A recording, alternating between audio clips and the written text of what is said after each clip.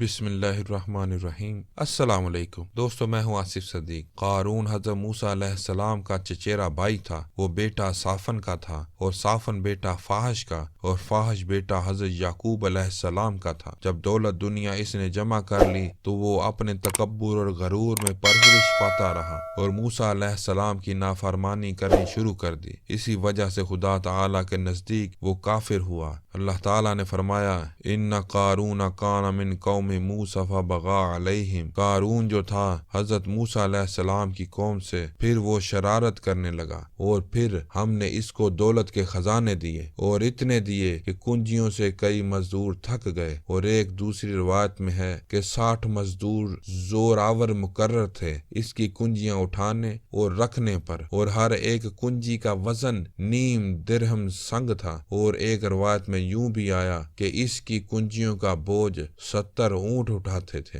اللہ تعالیٰ فرماتا ہے، جب قارون کو اس کی قوم نے کہا مت خوش ہو، تحقیق اللہ تعالیٰ نہیں دوست رکھتا ہے خوش ہونے والوں کو، اور جو کچھ اللہ نے تجھ کو دیا ہے اس سے تو اپنا پچھلا گھر بنا، اور ایسا بھی نہ کر کہ اپنا حصہ جو تو دنیا میں لینا چاہتا ہے اس کو چھوڑ دے، یعنی اپنے حصے کے مطابق دنیا میں کھا اور پہن اور اپنے زیادہ مال سے آخرت کما، اور وہ کام کر کے جس سے خلق خدا کو فائدہ پہنچے، اور ان میں تیرا احسان ہوگا جیسا کہ احسان کیا اللہ تعالیٰ نے تجھ پر، اور اللہ تعالیٰ کی زمین میں فساد مت پھیلاؤ، اور تحقیق اللہ تعالیٰ دوست نہیں رکھتا فساد کرنے والوں کو، اور صدقات اور زکوٰۃ اور خیرات دیا کرو محتاجوں کو تاکہ اس سے آخرت میں تمہارا بھلا ہو، جیسا کہ اللہ تعالیٰ فرماتا ہے، یعنی بھلائی کر جیسی اللہ تعالیٰ نے بھلائی کی تجھ سے۔ قارون بولا، اے موسیٰ، یہ مجھ کو ملی ہے دولت ایک ہنر سے جو میرے پاس ہے، اور تیرا خدا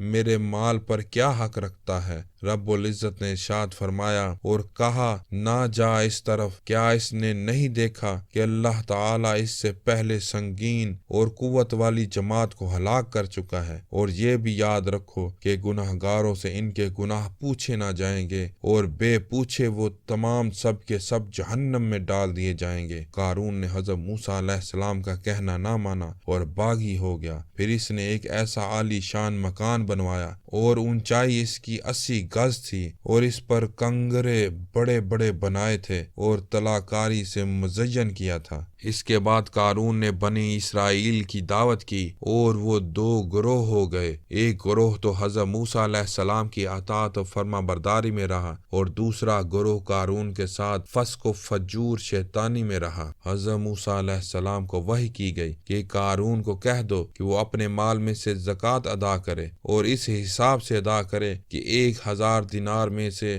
1 دینار فقراء اور مساکین کو دے، اگر نہ دے گا تو وہ گناہ گار ہوگا۔ پھر حضرت موسیٰ علیہ السلام نے اللہ تعالیٰ کا پیغام قارون تک پہنچایا تو قارون نے اپنے مال کو حساب لگا کر دیکھا تو بہت روپیہ اس کے مال میں زکوٰۃ نکلتی تھی۔ قارون بولا، اے موسیٰ، میں زکوٰۃ دوں یا نہ دوں، تم کو اس سے کیا؟ حضرت موسیٰ علیہ السلام نے کہا، کیمیا گری سے سونے چاندی کے ظروف بنانے میں جتنے ذرے گرتے ہیں اتنا فقیر محتاجوں کو دے ڈال، تب بھی زکوٰۃ تیری ادا ہو جائے گی۔ یہ سن کر قارون بولا، اگر میں زکوٰۃ مال کی دوں تو تیرا خدا مجھ کو کیا دے گا؟ حضرت موسیٰ علیہ السلام نے کہا کہ اس نیکی کے سبب تجھ کو جنت ملے گی۔ پھر وہ مردود بولا، بہشت سے مجھے کیا کام ہے؟ آخر کار قارون نے ایک دن حضرت موسیٰ علیہ السلام پر ایک تہمت لگائی تاکہ ان کو لوگوں میں شرمندہ کرے، تاکہ موسیٰ علیہ السلام اس سے زکوٰۃ کی بات نہ کریں۔ ایک عورت فاجرہ خوبصورت جو قوم بنی اسرائیل میں سے تھی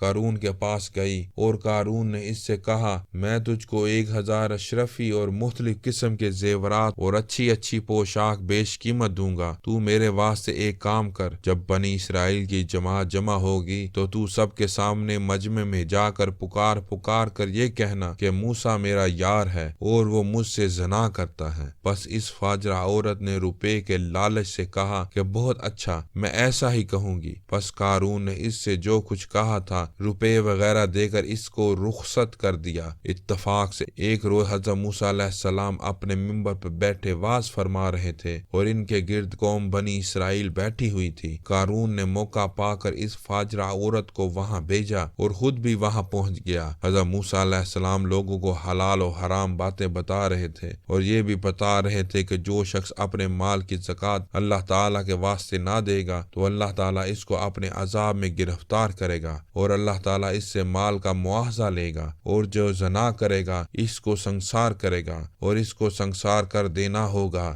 یعنی دنیا میں ایسا ہوگا اور آخرت میں بھی ایسا ہی ہوگا۔ اس قسم کی باتیں لوگوں کو سنا رہے تھے۔ قارون مردود نے اس مجلس میں جا کر کہا، اے موسیٰ، اگر تم نے زنا کیا ہوگا تو تمہاری کیا سزا ہے؟ حضرت موسیٰ علیہ السلام نے اس کے جواب میں کہا کہ میرا بھی قتل واجب ہے۔ قارون بولا، البتہ تم نے زنا کیا ہے، گواہ موجود ہے، اور اللہ تعالیٰ نے اس کا جھوٹ ثابت کیا اور اس پر اللہ تعالیٰ کی لعنت پڑی۔ سورہ الاحزاب میں اللہ تعالیٰ فرماتا ہے، اے لوگو جو ایمان لائے ہو، مت ہو جاؤ مانند ان لوگوں کے کہ جنہوں نے ایذا دی موسیٰ علیہ السلام کو، پس پاک کیا اللہ تعالیٰ نے حضرت موسیٰ علیہ السلام کو اس چیز سے جو وہ کہتے تھے، اور وہ تو اللہ تعالیٰ کے نزدیک بڑا آبرو والا تھا۔ اے ایمان والو، اللہ تعالیٰ سے ڈرتے رہو اور بات ہمیشہ سیدھی کہا کرو۔ پس قارون نے اس فاجرہ عورت کو بلا کر حاضرین مجلس کے روبرو کہا کہ کہو موسیٰ علیہ السلام نے تم سے کیا بدفعلی کی تھی؟ وہ چاہتی تھی، بولے کہ موسیٰ میرا یار ہے۔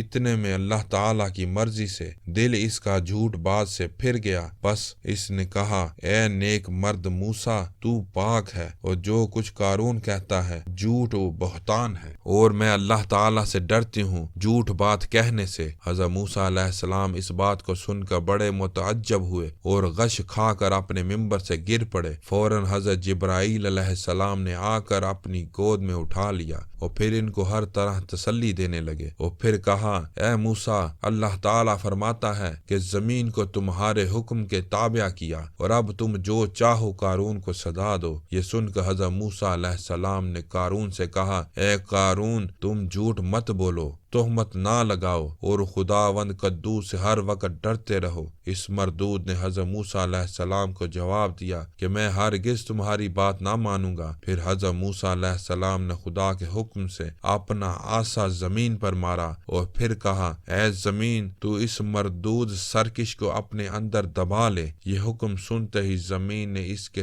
تخت سمیت اس کو اور جو اس کے فرما بردار تھے سب کو ٹخنوں تک دبا لیا۔ اس کے بعد وہ لوگ سب کے سب حضرت موسیٰ علیہ السلام سے فریاد کرنے لگے۔ قارون نے کہا، اے موسیٰ، مجھ کو اس سے خلاصی دے، میں کبھی ایسا نہ کہوں گا اور نہ میرے ساتھی اس قسم کی کوئی بات آپ سے کہیں گے۔ پھر حضرت موسیٰ علیہ السلام نے زمین کو غصے سے کہا، اے زمین، ان کو تو زانوں تک دبا لے۔ ایک روایت میں آیا ہے کہ اس مردود نے حضرت موسیٰ علیہ السلام سے 70 مرتبہ معافی مانگی اور اپنے اعمال سے توبہ کی، اور حضرت موسیٰ علیہ السلام کے بھائی ہارون نے ان کو عذاب الہی میں مبتلا دیکھا تو وہ اپنے بھائی حضرت موسیٰ علیہ السلام سے کہنے لگے، اے میرے بھائی موسیٰ علیہ السلام، قارون تو ہماری برادری میں سے ہے اور ان کی غلطی کو درگزر کیجیے۔ پھر حضرت موسیٰ علیہ السلام نے غصے سے کہا، یا عرض خزیہ، پھر زمین نے گلے تک دبا لیا۔ قارون نے کہا، اے موسیٰ، تو ہماری دولت پر طمع رکھتا ہے فقرائے بنی اسرائیل کے دینے کو۔ جب اس نے یہ کہا تو جتنا مال و متاع اور گنج و خزانہ اس کا تھا خدا کے حکم سے حضرت جبرائیل علیہ السلام نے اس کے سامنے لا رکھا۔ اس وقت حضرت موسیٰ علیہ السلام نے کہا، اے قارون، لے اپنے مال کو، اور زمین کو کہا، اے زمین دبا لے۔ زمین نے اس کو مال و متاع و درم و مکانات سب کو دبا لیا، کچھ اثر اس کا باقی نہ رہا، جیسا کہ اللہ تعالیٰ فرماتا ہے سورہ القصص میں، پس دنسا دیا ہم نے قارون کو اور اس کے گھر کو زمین میں، پس نہ ہوئی واسطے اس کے کوئی جماعت مددگار، اور پھر قارون کوئی مدد نہ لا سکا۔ قارون مردود کا یہ حال دیکھ کر باقی لوگ خدا کا شکر بجا لائے۔